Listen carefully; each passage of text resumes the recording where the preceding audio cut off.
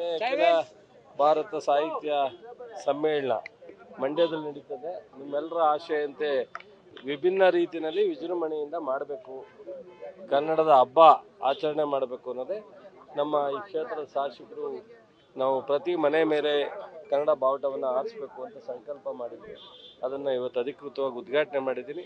ನಾನು ಎಲ್ರಿಗೂ ರಿಕ್ವೆಸ್ಟ್ ಮಾಡ್ತೀನಿ, ಎಷ್ಟು ಸಾಧ್ಯನೋ ಅಷ್ಟು ಬೇರೆ ತಾಲೂಕು ಕೇಂದ್ರದಲ್ಲೂ ಇದನ್ನು ಮಾಡಬೇಕು ಅಂತ ವಿನಂತಿ ಮಾಡ್ತೀನಿ. ಮತ್ತು 17ನೇ ತಾರೀಕು ಒಂದು ಮ್ಯಾರಥಾನ್ ಇಟ್ಟಿದ್ದಾರೆ, ಕನ್ನಡಕ್ಕಾಗಿ ಓಟ ಅಂತ ಹೇಳಿ. ಅವತ್ತು ಅನೇಕ ಬೇರೆ ಗಣ್ಯರನ್ನ ಕರೆಸ್ತಾ ಇದ್ದಾರೆ, ನಾನು ಬರ್ತೀನಿ ಅವತ್ತು ಸಹ ಈ ಥರದ ಒಂದು ನಿರಂತರವಾಗಿ.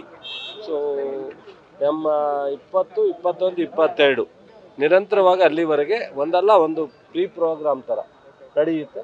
ಇದು ಭಾಳ ಯಶಸ್ವಿ ಮಾಡಬೇಕು ಅಂತ ಹೇಳಿ ಎಲ್ಲರ ಪ್ರಯತ್ನ. ಕಾರ್ಯಕ್ರಮಗಳು ಸರ್ ಮಂಡ್ಯದಲ್ಲಿ ಮಾತ್ರ ವಿಶೇಷವಾಗಿ ನಡೀತಾ ಇದೆ ಸರ್. ಹೌದು, ಅದೇ ಉತ್ಸಾಹ. ಮಂಡ್ಯಕ್ಕೆ ಡಿಫರೆಂಟ್ ಆಗಿರಬೇಕು, ಮಂಡ್ಯಕ್ಕೆ ಒಂದು ಈ ಸಮ್ಮೇಳನ ಕಳೆ ಕಟ್ಟಬೇಕು.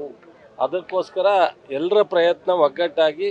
ಈಗ ಮೊನ್ನೆ ನೋಡಿದ್ರಿ ನೀವು, ಸಮಿತಿ ಸಭೆ ಪಕ್ಷಾತೀತವಾಗಿ ಎಲ್ಲ ಸಮಾಜ ಶಾಸಕರು ಬಂದಿದ್ದರು. ಈ ಒಂದು ಕನ್ನಡದ ಸಾಹಿತ್ಯ ಸಮ್ಮೇಳನವನ್ನು ಇದೇನು ಪಕ್ಷ ಇಲ್ಲ ಅಥವಾ ಜಾತಿ ಇಲ್ಲ, ಧರ್ಮ ಇಲ್ಲ, ಎಲ್ಲರೂ ಸೇರ್ ಮಾಡ್ತಕ್ಕಂಥದ್ದು. ಅದೊಂದು ಸಿಕ್ಕಿರ್ತಕ್ಕಂಥದ್ದು ನಮ್ಮ ಜಿಲ್ಲೆಗೆ.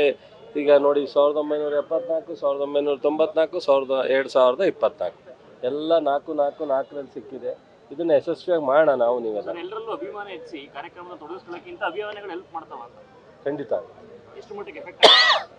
ಏನು ನೋಡ್ರಿ, ನಾವು ಮಾಡೋ 50 ಕಾರ್ಯಕ್ರಮದಲ್ಲಿ 10 ಹೆಲ್ಪ್ ಆಗ್ಬೋದು, 10 ಹೆಲ್ಪ್ ಆಗದೆ ಇರ್ಬೋದು. ಯಾವ್ಯಾವುದು ಅಭಿಪ್ರಾಯ ಎಲ್ಲರಲ್ಲೂ ಇರುತ್ತೆ ಎಲ್ಲನೂ ಮಾಡ್ತಾ ಹೋಗೋಣ. ಆದರೆ ಇದನ್ನೇ ಮಾಡಬೇಕು ಅದನ್ನೇ ಮಾಡಬೇಕು ಅಂತಲ್ಲ, ಸಂತೋಷವಾಗಿ ಯಾರೋ ಒಬ್ಬರು ಯಾರು ನಮ್ಗೆ ಇಂಥದ್ದು ಮಾಡೋಣ ಅಂತಾರೋ ಅದಕ್ಕೆ ಎಸ್ ಅಂತ ಅನ್ಬೇಕು, ಜೈ ಅನ್ನಬೇಕು, ಅದ್ರ ಜೊತೆ ಕೈ ಜೋಡಿಸ್ಬೇಕು. ಇದೇ ಹಬ್ಬ.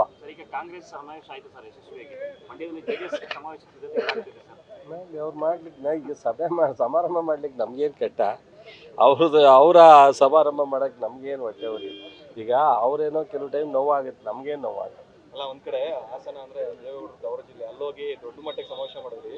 ಈಗ ಮಂಡ್ಯದಲ್ಲಿ ಮಾಡ್ತಾ ಇದ್ದಾರೆ. ಬಹುಶಃ ಐತಿಹಾಸಿಕವಾದಂಥ ಹಾಸನದಲ್ಲಿ ಪ್ರಪ್ರಥಮವಾಗಿ ನನ್ನ ಕಂಡಂಗೆ 30-40 ವರ್ಷದಲ್ಲಿ ಕಾಂಗ್ರೆಸ್ನಲ್ಲಿ ಈ ಥರದ ಒಂದು ಸಮಾವೇಶ ಆಗಿರೋದು ಪ್ರಪ್ರಥಮ. ಅದಕ್ಕಿಂತ ಸಮಾರಂಭಕ್ಕಿಂತ ಅದು ಇನ್ನೂ ಕಳೆಯಲ್ಲ. ಜನ ಆದೇಶನೇ ಕಾಂಗ್ರೆಸ್ ಪರವಾಗಿ, ನಮ್ಮ ಸರ್ಕಾರದ ಪರವಾಗಿ ಕೊಟ್ಟಿದ್ದಾರಲ್ಲ. ಸೊ 1.5 ವರ್ಷದಿಂದ ಏನು ಟೀಕೆ ಟಿಪ್ಪಣಿ ಇತ್ತು ಅದೆಲ್ಲಕ್ಕೂ ಉತ್ತರ ಕೊಟ್ಟಿದ್ದಾರೆ. ಇಮೇಲಾದ್ರೂ ಅವ್ರು ಕೆಲಸ ಮಾಡಲಿ, ಕೇಂದ್ರದಲ್ಲಿ ನಾವು ರಾಜ್ಯದಲ್ಲಿ ಕೆಲಸ ಮಾಡ್ತೀವಿ. ಜನ ಕೆಲವರು ಅವರವರ ಇಷ್ಟ, ಅಭಿನಂದನೆ ಮಾಡೋರು, ವಿಜಯೋತ್ಸವ ಮಾಡೋರು ಅಥವಾ ಇನ್ನೊಂದು ಮಾಡೋರು, ಅದು ಯಾರು ಹೆಸರು ಇಡ್ತಾರೋ ಅದು ಅವ್ರಿಗೆ ಬಿಟ್ಟು ವಿಚಾರ. ಅವ್ರ ಸಮಾರಂಭದಲ್ಲಿ ನೋ ಕಾಮೆಂಟ್. ಸರ್, ಈಗ ಗೃಹ ಸಚಿವರು ಅಸಮಾಧಾನವನ್ನು ಕೂಡ ವ್ಯಕ್ತಪಡಿಸಿದ್ದಾರೆ ಸರ್. ಏನು ಪರಮೇಶ್ವರ್ ಅವರು ಏನು ವಿಚಾರ ಒಡಂಬಡಿಕೆ ವಿಚಾರವಾಗಿ ಬಿಡಿ. ಈಗ ಅವರು ಒಬ್ಬರು ಸೀನಿಯರ್ ಲೀಡ್ರು, DK ಶಿವಕುಮಾರು, ಸಿದ್ದರಾಮಯ್ಯನವರು, ಪರಮೇಶು, ಅವ್ರ ಜೊತೆ ನಾವು ಇನ್ನೂ 4-5 ಜನ ಸೀನಿಯರ್ ಲೀಡರ್ ಇದ್ದಾರೆ ರಾಜ್ಯದಲ್ಲಿ. ಖರ್ಗೆ ಅವರು, ನಮ್ಮ ವೇಣುಗೋಪಾಲು, ರಾಹುಲ್ ಗಾಂಧಿಯವರು, ಸುರ್ಜೇವಾಲಾರು, ಪ್ರಿಯಾಂಕ್ ಖರ್ಗೆ, ಮಲ್ಲಿಕಾರ್ಜುನ್ ಖರ್ಗೆ ಅವರಿದ್ದಾರೆ. ಇದೆಲ್ಲ ಒಳ್ಳೆ ರೀತಿಯಲ್ಲಿ ಯಾವುದು ಏನೂ ತೊಂದರೆ ಇಲ್ಲ. ಅಲ್ಲಿ ಇಲ್ಲಿ ಒಂದಷ್ಟು ಸಣ್ಣ ಮಾತುಗಳು ಬರ್ಬೋದು, ಅದು ಯಾವುದು ಇಶ್ಯೂ ಆಗಲ್ಲ. ಈ ವಿಚಾರ ಹಿಡ್ಕೊಂಡೆ ಸರ್ಕಾರ ಬಿದ್ದೋಗುತ್ತೆ ಅಂತ ಪುಟ್ಟರಾಜ್ ಅವರು ಹೇಳಿರುವಂತ. ಪುಟ್ಟರಾಜನ ವಿಚಾರನೂ ಒಂದು ವಿಚಾರ ಅಂತ ಕೇಳ್ತಿಯಲ್ಲಪ್ಪ ಬ್ರದರ್, ಬಿಡಪ್ಪ.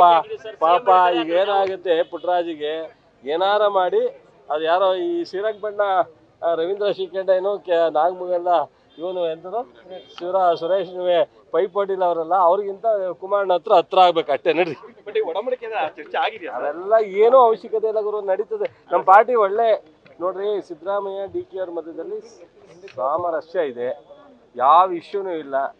ಏನಾಗುತ್ತೋ ಬಿಡುತ್ತೋ, ನಮ್ಮ ಸರ್ಕಾರ ಕರೆಕ್ಟಾಗಿ ನಡ್ಕೊಂಡು ಹೋಗುತ್ತೆ. ನಮ್ಮ ಪಕ್ಷ ಒಳ್ಳೆ ರೀತಿಯಲ್ಲಿ ಸಂಘಟನೆ ಮಾಡ್ತಾರೆ. ಈಗ ACC ಇದೆ, ACC ಮತ್ತು ಸಿದ್ದರಾಮಯ್ಯನವರು DK ಮಧ್ಯದಲ್ಲಿ ಎಲ್ಲವೂ ಸರೋಗುತ್ತೆ. ಯಾವುದೂ ನಾವು ಈ ಥರದ್ದೆಲ್ಲ ಗೊಂದಲ ಹಬ್ಬಿಸ್ತಕ್ಕಂಥ ಅವಶ್ಯಕತೆನೇ ಇಲ್ಲ.